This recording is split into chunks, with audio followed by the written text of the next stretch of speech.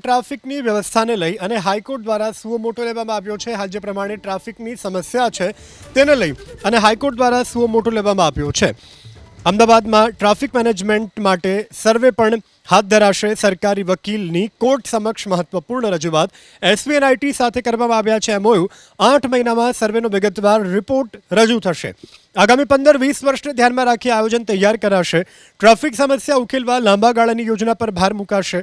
અમદાવાદમાં નવા ભરતી કરાયેલા ટીઆરબી જવાનો અંગે પણ માહિતી. કુલ 650માંથી 578 ટીઆરબી જવાનો હાલ ફરજ પર.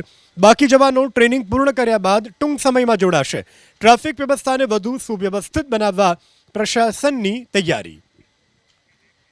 ટ્રાફિકની વ્યવસ્થાને લઈ અને હાઈકોર્ટ દ્વારા સુઓ મોટો લેવામાં આવ્યો છે. હાલ જે પ્રમાણે ટ્રાફિકની સમસ્યા છે તેને લઈ અને હાઈકોર્ટ દ્વારા સુઓ મોટો લેવામાં આવ્યો છે. અમદાવાદમાં ટ્રાફિક મેનેજમેન્ટ માટે સર્વે પણ હાથ ધરાશે. સરકારી વકીલની કોર્ટ સમક્ષ મહત્વપૂર્ણ રજૂઆત